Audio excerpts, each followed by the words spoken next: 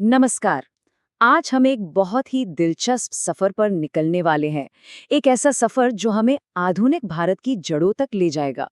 सोचिए, आज हम जिस भारत को देखते हैं, इसकी सरकार, इसके नक्शे, इसकी संस्कृति, ये सब आखिर बना कैसे? इसकी नींव में कौन से पत्थर रखे गए थे?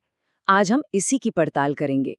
हम समझेंगे कि भारत की कानूनी बुनियाद क्या थी, इसकी भौगोलिक सीमाएं कैसे तय हुई और वो कौन सी सांस्कृतिक विरासत है जो आज भी हमारी पहचान का एक अटूट हिस्सा है।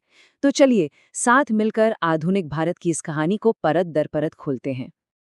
आज की हमारी चर्चा 6 हिस्सों में बटी है।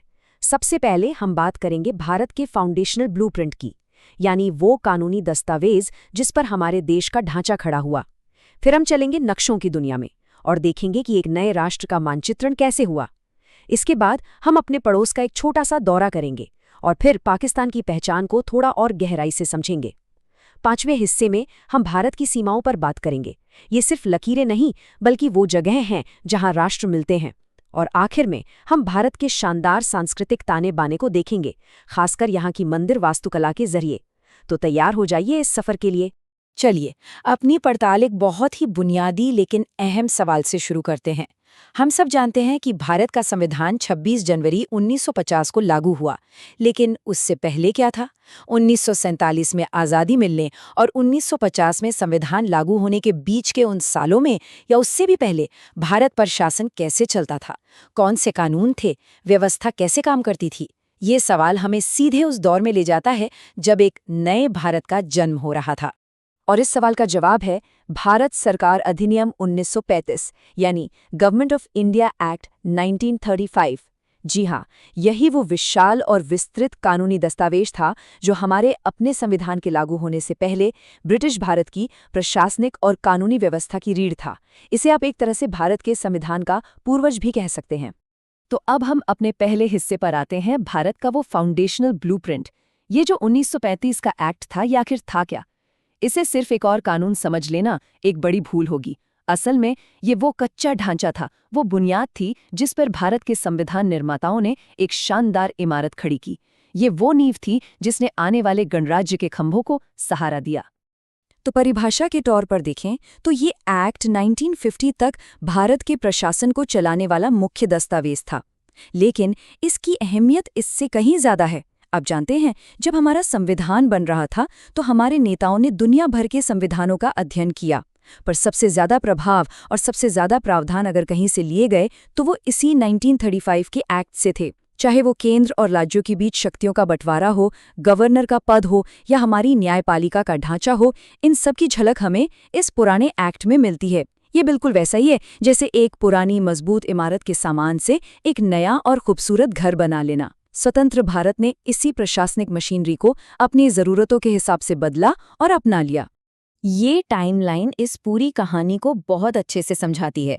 देखिए, 1935 में ये एक्ट आता है जो एक तरह से ब्रिटिश राज का भारत को चलाने का सबसे विकसित तरीका था।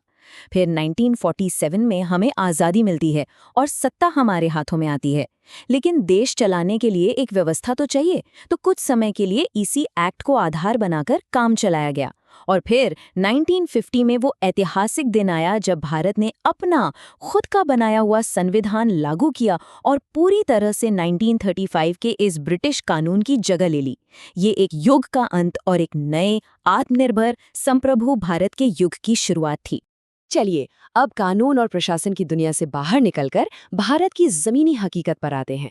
किसी भी देश की पहचान सिर्फ उसके कानूनों से नहीं, बल्कि उसकी जमीन, उसके नक्शे और दुनिया में उसकी भौगोलिक स्थिति से भी होती है। तो अब हम बात करेंगे एक नए राष्ट्र के मानचित्रण की, यानी भारत की भौतिक सीमाओं को समझने की। जरा इस नक्शे को देखिए। ये सिर्फ रंगों और लकीरों का एक चित्र नहीं है, ये इस पूरे उपमहाद्वीप की कहानी कहता है। बीच में हमारा देश भारत और चारों तरफ से इसे घेरे हुए हमारे पड़ोसी देश। ये एक ऐसा भौगोलिक परिवार है जहां हजारों सालों से इतिहास, संस्कृति, व्यापार और कभी-कभी तनाव भी आपस में गुंथे हुए हैं। इस नक्शे को देखने से हमें भारत के विशाल आकार और उसकी रणनीतिक स्थिति का अंदाजा होता है। अब हम इन्हीं पड़ोसियों और इन सीमाओं को थोड़ा और करीब से जानेंगे। तो अब वक्त है अपने पड़ोस की सैर करने का। किसी भी देश को समझने के लिए उसके पड़ोसियों को समझना बहुत जरूरी होता है। भारत के पड़ोसी सिर्फ जमीन के टुकड़े नहीं हैं, बल्कि वे देश हैं जिनके साथ हमारा गहरा ऐतिहासिक और सांस्कृतिक रिश्ता रहा है। चलिए एक-एक करके इन पर एक नजर डालते हैं, ताकि हम भारत की विदेश नीति और सुरक्षा की चुनौतियों और अवसरों को बेहतर ढंग से समझ सकें। अपने पड़ोसियों में से आज हम एक पर थोड़ा गहराई से ध्यान देंगे, पाकिस्तान। भारत और पाकिस्तान दो ऐसे देश जिनकी जड़ें एक हैं, लेकिन रास्ते अलग हो गए। किसी भी देश को सिर्फ उसके नक्शे या उसकी राजनीति से नहीं समझा जा सकता। उसे समझने के लिए उसकी आत्मा में झांकना पड़ता है। उसके राष्ट्रीय प्रतीक क्या कहते हैं, उसकी पहचान किन चीजों से बनती है। चलिए पाकिस्तान की इसी पहचान को थोड़ा करीब से देखते हैं। ये पाकिस्तान का प्रशासनिक नक्शा है। आप इसमें पंजाब, सिंध, खैबर पख्तूनख्वा और बलूचिस्तान जैसे प्रांतों को देख सकते हैं। हर प्रांत की अपनी अलग भाषा, अपनी अलग संस्कृति और अपना अलग इतिहास है। ये सब मिलकर पाकिस्तान की एक जटिल और विविध पहचान बनाते हैं, ठीक वैसे ही जैसे भारत के राज्य मिलकर भारत की विविधता को दर्शाते हैं। अब कुछ बुनियादी तथ्यों पर नजर डालते हैं जो पाकिस्तान की आधिकारिक पहचान को परिभाषित करते हैं। राजधानी है इस्लामाबाद, एक योजनाबद्ध शहर। स्वतंत्रता दिवस 14 अगस्त को मनाया जाता है, यानी भारत की आज़ादी से ठीक एक दिन पहले। वहाँ की संसद को मजलिस-ए शूरा कहा जाता है। और एक दिलचस्प बात देखिए, राष्ट्रीय खेल फील्ड हॉकी है। ये एक ऐसी विरासत है जो बंटवारे से पहले के भारत की है और आज भी दोनों देशों को जोड़ती है। यहाँ हमारे सामने दो बहुत ही शक्तिशाली प्रतीक है। बाईं तरफ है मारखोर। ये एक तरह की जंगली बकरी है जिसके सींग बहुत ही शानदार और घुमावदार होते हैं। ये ऊंचे दुर्गम पहाड़ों में रहती है और ये जानवर हिम्मत, मजबूती और आज़ादी का प्रतीक माना जाता है।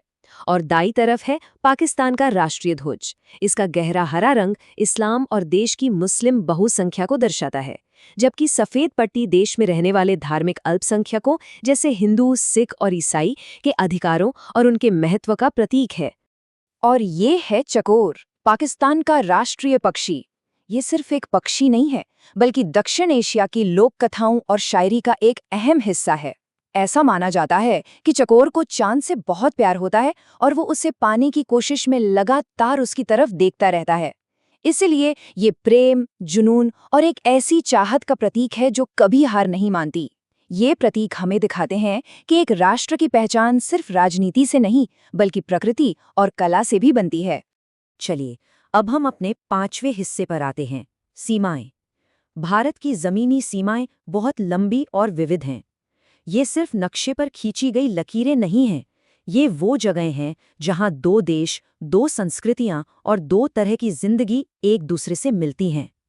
इन सीमाओं को समझना भारत की सुरक्षा, व्यापार और अपने पड़ोसियों के साथ रिश्तों को समझने के लिए बेहद जरूरी है। तो आइए आंकड़ों के जरिए इन सीमाओं की कहानी को जानते हैं। इस चार्ट को जरा ध्यान से देखिए।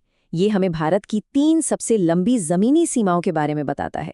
सबसे लंबी सीमा हमारी बांग्लादेश के साथ है, लगभग 4097 किलोमीटर। ये कितनी लंबी है, इसका अंदाजा लगाने के लिए सोचिए, ये भारत में कश्मीर से लेकर कन्याकुमारी तक की दूरी से भी ज्यादा है। ये दिखाता है कि बांग्लादेश हमारे कितना करीब है। उसके बाद चीन के साथ हमारी सीमा करीब 3488 किलोमीटर लंबी है, जो दुनिया के सबसे ऊंचे पहाड़ों से होकर गुजरती है। और फिर नेपाल, जिसके साथ हमारी 1751 किलोमीटर की सीमा है, जो काफी हद तक खुली हुई है। ये आंकड़े सिर्फ नंबर नहीं है, ये हमें हमारे पड़ोसियों के साथ हमारे रिश्तों की गहराई और जटिलता के बारे में बताते हैं। इस टेबल में हमें और भी विस्तार से जानकारी मिलती है। हर सीमा की अपनी एक अलग कहानी और अपना एक अलग चरित्र है। बांग्लादेश के साथ हमारी सीमा 5 राज्यों से लगती है और ये दुनिया की सबसे जटिल सीमाओं में से एक है, जो घनी आबादी, खेतों और नदियों से होकर गुजरती है। वहीं चीन के साथ हमारी सीमा बर्फीले रेगिस्तानों और ऊंचे पहाड़ों से तय होती है। नेपाल और भूटान के साथ हमारी सीमाएं काफी हद तक खुली और मैत्रीपूर्ण हैं, जहां लोगों का आना जाना लगा रहता है। म्यांमार के साथ सीमा घने जंगलों से गुजरती है और अफगानिस्तान के साथ हमारी एक छोटी सी सीमा है, जो अभी पाकिस्तान के कब्जे वाले कश्मीर में पड़ती है। ये विविधता ही भारत की रणनीतिक और सांस्कृतिक जटिलता का सबसे बड़ा सबूत है।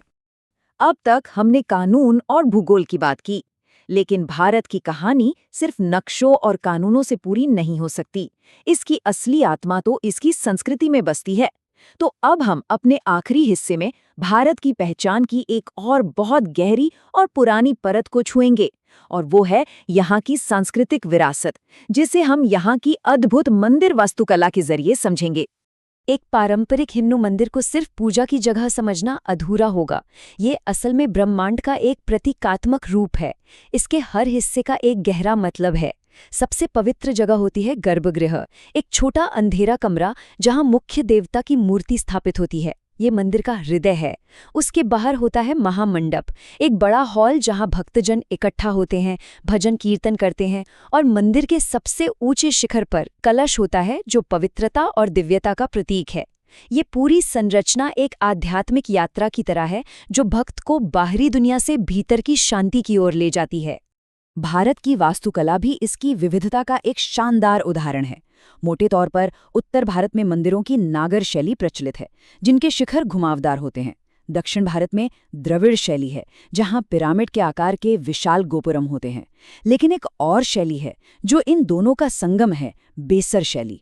ये शैली खास तौर पर कर्नाटक जैसे दक्कन के इलाकों में मिलती है। ये वास्तुकला का एक ऐसा खूबसूरत उदाहरण है जो हमें दिखाता है कि कैसे भारत में अलग अलग विचार और कलाएं मिलकर कुछ नया और अनोखा बना सकती हैं। ये पत्थरों में लिखी भारत की विविधता में एकता की कहानी है।